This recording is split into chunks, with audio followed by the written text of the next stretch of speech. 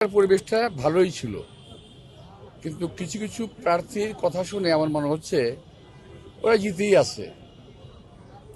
এতে আমার সন্দেহ ঘনীভূত হচ্ছে যে ওরা নির্বাচনে একটা কারচুপি করার কিংবা ইলেকশন ইঞ্জিনিয়ারিং করার একটা চিন্তা ভাবনা তারা করতেছে।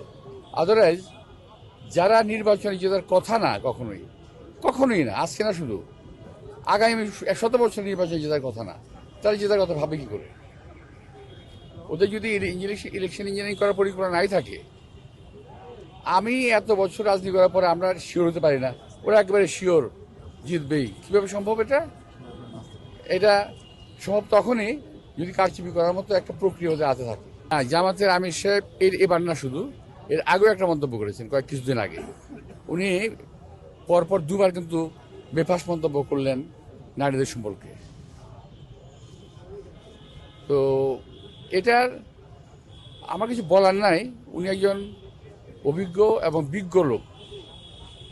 উনি বেসিক্যালি জামাত থেকে তো আসেন নাই, উনি অন্য একটি রাজনৈতিক দল করতেন, কি জাসদ করতেন। জামাত, আমির সাহেব, তারপরে ওনারা পরপর তিনজন আসছেন অন্য দল থেকে এসে। এখন ভাবসাবটা এমন, এই সমস্ত কথা না বললে তো মানুষ বুঝবে না যে ওনারা জামাত করে। সুতরাং এই নারীদেরকে নিয়ে অশালীন মন্তব্য করার মতো ওনারা সাহস দেখাচ্ছেন, এটা ঠিক না। আমি আর তীব্র নিন্দা করি। যদিও আজকে পত্রিকায় দেখলাম যে উনি প্রতিবাদ করেছেন যে ওখানে ফেসবুকে নাকি টুইটারে যে এটা হ্যাক হয়েছে, এবং বিশ্বে এমন কোনো জিন নাই। হ্যাক তো হয় অনেক কিছুই, কিন্তু টুইটার হ্যাক হয় না, এটা উনি জানেন না হয়তো।